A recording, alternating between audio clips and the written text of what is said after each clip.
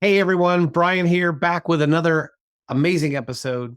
At least I think so, of the Driveway Marketing Podcast. I'm particularly proud of this episode because for the first time publicly, I am going to share with you a book I wrote nearly 9 years ago.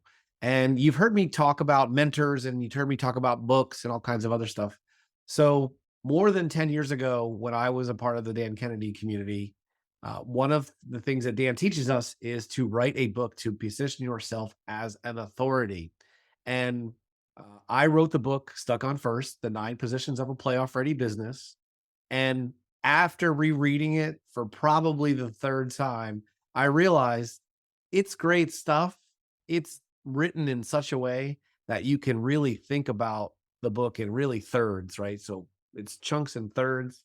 It's an easy read. It's a fun read. So if you haven't gotten it, I encourage you to go to Amazon. I'll have an Amazon link in the show notes, and as well as I'll have a link to purchase a copy from me. Just pay for some shipping. And no, I won't market you to death, but you will hear from me on occasion. So I hope that is a resource you can use. And in other episodes, I will talk to you about how we use that as a sales tactic and how it's generated more than 7 figures of business for me over the last 10 years.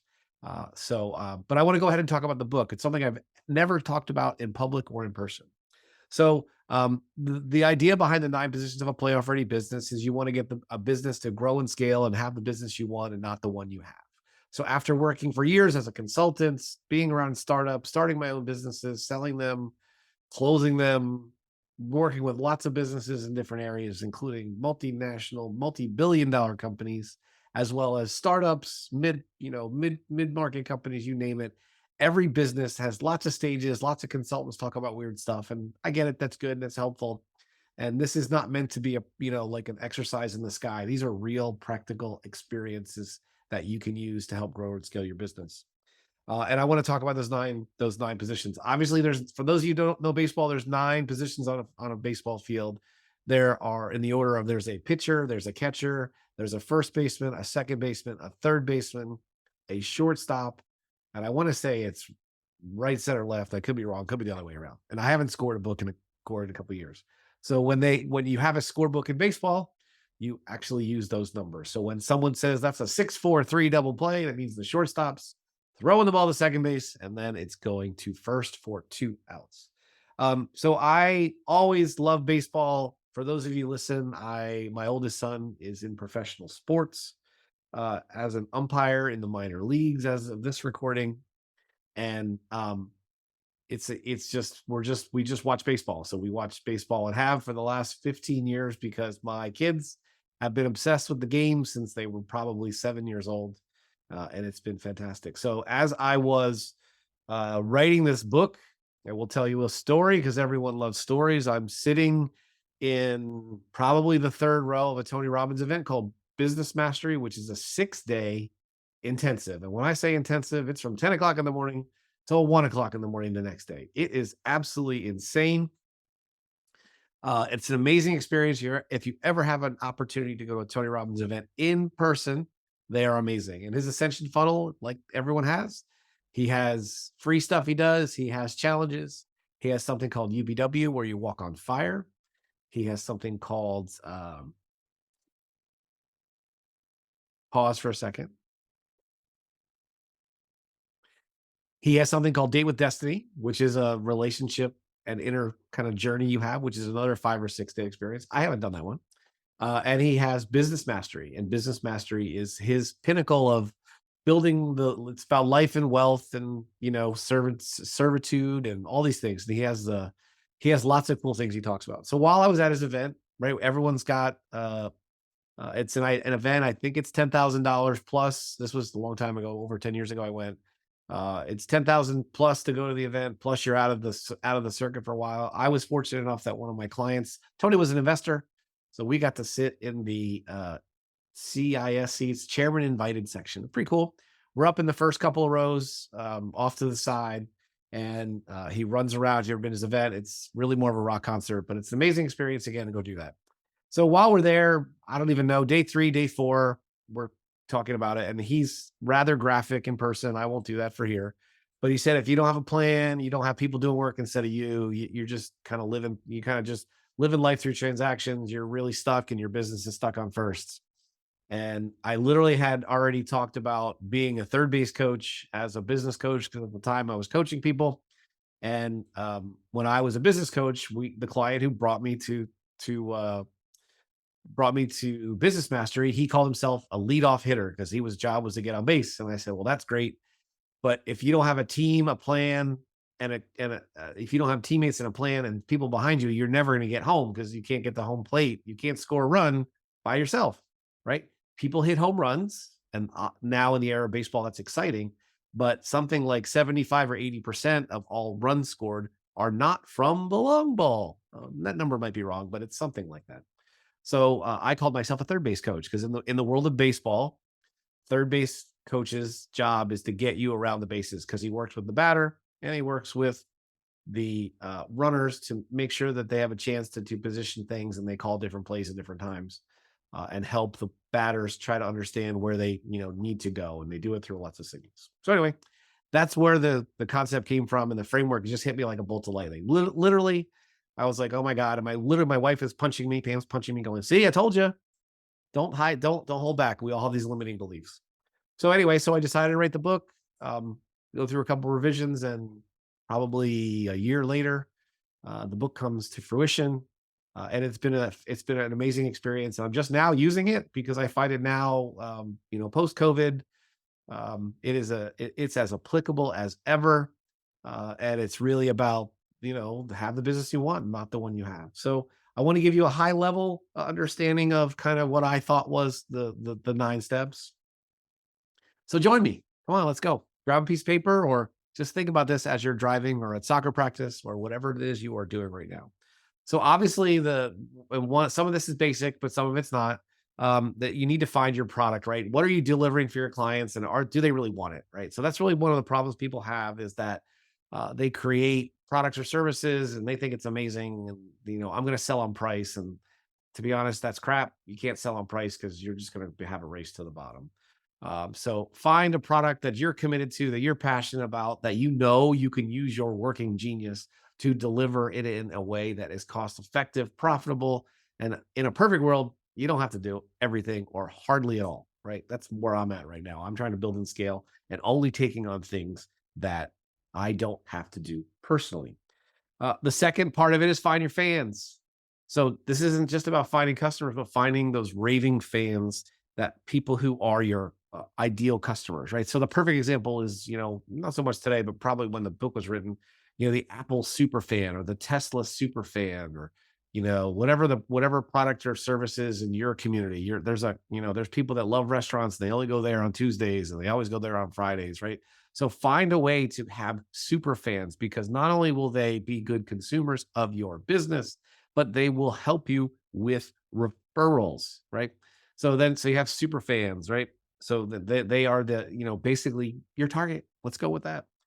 The next thing is what we call third base, and that is really about understanding your pricing model and costs.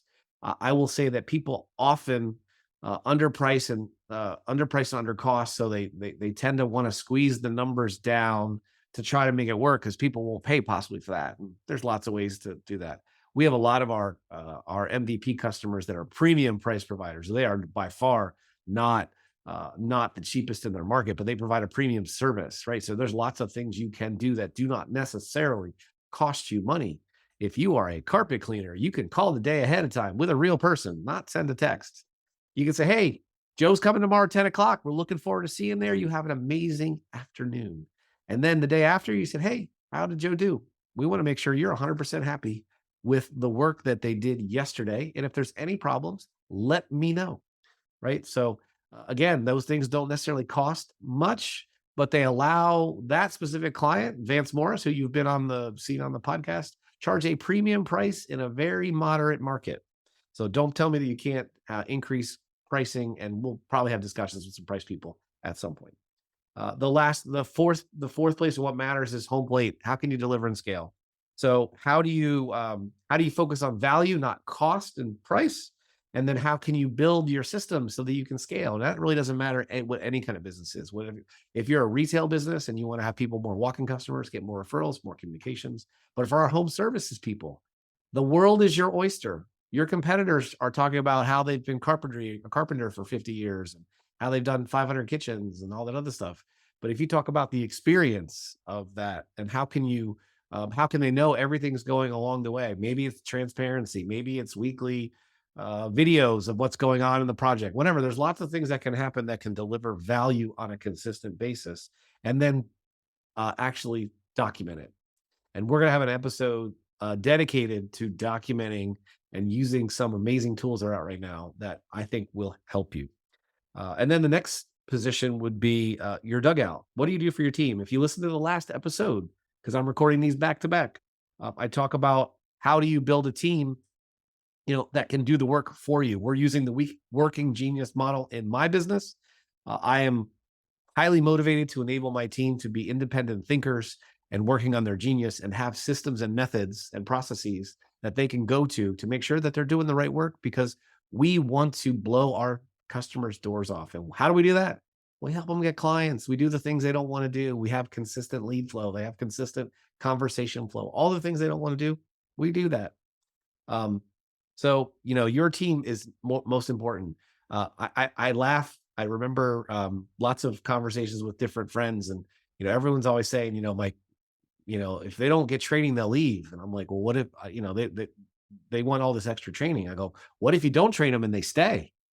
That's worse, right? So I spend a significant amount of time. One of my team members does one-on-ones with every single person on the company every week.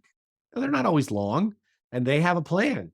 How can we help you grow, like as a person? Because people that grow and that are happy are more engaged and more likely to do a good job and ending up making us a better business, right? So my team, there is nothing more important than my team. You think about it. I have a remote team. I work remote. Every one of my team members is remote, and we work really hard on being cohesive. And I get that, but we take time out of our day to do that. So remember, you as a business owner, and if the team's just you, treat yourself. Hey, if you need a day off, don't schedule any work. Go golfing, go fishing, take your kids out, turn the phone off. You'll be okay. Business will survive. Then we want to talk about really the outfield or the customer experience. What can you do to make the customer experience exceptional? So once you've delivered the service, what can you do after the fact, to maybe during the process, after the process? What can you do? Vance talks about customers over a certain, he sends birthday cakes, birthday presents to people that have, and obviously there's some math involved, right? There's not everyone gets a birthday cake sent in the mail, but customers that have spent over a certain amount of money over a certain amount of time, and he knows their birthday, they get a birthday present. They don't get a birthday card, they get a present. Some years it's a cake, sometimes it's a gift, sometimes it's crabs, whatever. So it's lots of different things you can do to provide exceeding expectations and delivering value, so that those fans just, again, they love you because they're going to keep coming back. And I've got a secret. It's a whole lot easier to sell something to people that already love you than it is to go try and find new people. And it's not even close, right? And then if you want to talk about the bullpen, that's so obviously I'm a sales guy, right? So the bullpen, if you think about in baseball, they're specialists, right? They are setup specialists, there are lefty specialists, there are guys. So there are pitchers that specialize in different situations. So if you think about a structured, repeatable sales process as specialists, again, salespeople should never be prospecting. They should only be, having live conversations with people in the funnel. We'll talk about funnels later. And they can focus on relationships and not just transactions. You don't need high paid salespeople, because for those of you that has salespeople, you may complain they make a lot of money. So if if it's not directly related to your compensation, you are doing something wrong. Salespeople are allowed to make money. They have a unique skill. People don't want to do it. And a lot of the stuff that we teach and preach and help is these marketing systems today. It's not so salesperson oriented, because 90% of them have already done all the research on the web. So they're going to find out about you. So, but you're still going to need someone to help guide people through the process and so on and so forth. So that's the bullpen. You got to have a bullpen. And the last thing that every game needs is they need metrics. They need a scoreboard, because if you don't know the score, you can't do that. And for the last year, these are not easy. We have been building dashboards for every client. So we have basically, it's a combination of the tasks dashboard. So we have things that we do to make our results, and then we have a results dashboard. So myself and our team leads, we look at these task operational dashboards. It gives me a view of what's going on, how many tasks do we do, how many emails do we send, how many phone calls we send, and the UI you uncork problems, right? We had technology problems, there were weather problems, there was people problems, whatever it is. And so we can figure out how to course correct and fix. And then we have results. So every customer expects a certain level of results. And how do we do that? Well, we want to put them all together. Now, in my business, we typically touch lots of different areas of their marketing and support. Some clients, it's just inbound or outbound. Maybe it's answering the phone or answering their chat support. Maybe it's for it's outbound, it's a ton of referral operations, right? We help them build referral conversations, and they may need help. So we look at that, and as you get more data, you can see gaps. Hey, why was November so bad? Oh, well, there was a snowstorm, and we couldn't, nobody was available because they were out shoveling snow. One of our customers was affected by the hurricanes in Florida in November, October, November this year, and so they missed some of their numbers and didn't affect us, but they had 9 days they couldn't ship. So if you're doing a big number and you can't ship 9 days because your staff is getting ready, preparing for, and dealing with some natural disaster, you can't do that. So you have to have these scoreboard metrics. And if you've listened to our episodes of some of the financial people we've had, Paul Maskell is one that comes to mind. Think about having someone help you set up those scoreboards, right? So financial scoreboards are the ultimate. And then I also have talked about having maybe a fractional COO who may help you with your operational scoreboards, right? So why can I talk about that? Because I have a fractional COO, I have a fractional CFO helping us understand our methods and processes so that we know that every project is profitable. We are allowed to make profits, but we provide amazing values and we provide amazing experiences for clients. So anyway, I hope that this wasn't supposed to be a commercial, but I hope that you understand the framework of what the 9 positions of a playoff ready business is. And by all means, check us out on Amazon. The link's in the show notes, as well as if you want to get a copy from me, just pay some shipping. I will send you one in the link also in the show notes. You guys have an amazing day, and thanks so much.